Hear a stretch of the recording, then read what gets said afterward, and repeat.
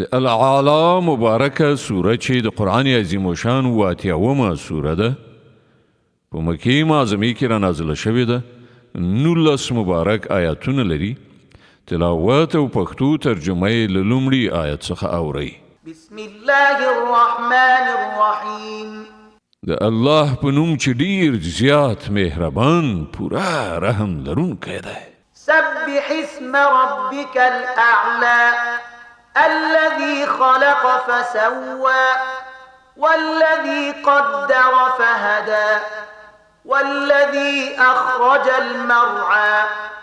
فجعله غثاء أحوى ای پیغمبره خپل لوړ مرتبه پروردګار د نوم په پاکۍ سره ستاینه وکړه هغه ذات چې پیدا کړی او انډولې برابر کړی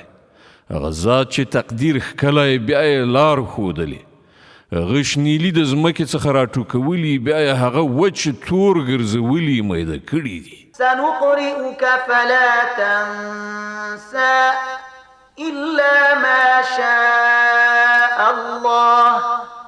إنه يعلم الجهر وما يخفى ونيسرك لليسرى فذكر إن نفعت الذكرى ژر به قرآن په داسې توګه پر تا ولولو چې بیا به یې ته نه هېروې پرته له هغه چې د الله خوښوي هغه په ښکاره هم پوهیږي او څه چې پټ دي پر هغو هم او مونږ به تا ته د آسان شریعت لار آماده کړو نو ته نصیحت وکړه که نصیحت ګټور وي سيذكر من يخشى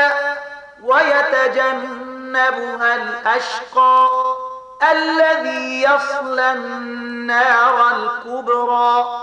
ثم لا يموت فيها ولا يحيا څوک چې ویریږي هغه نصیحت مني او له دې په ډډه کیږي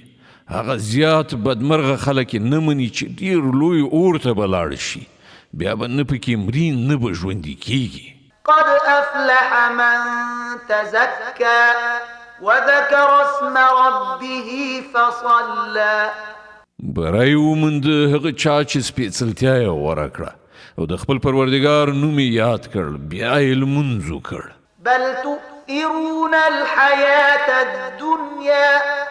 والآخرة خير وأبقى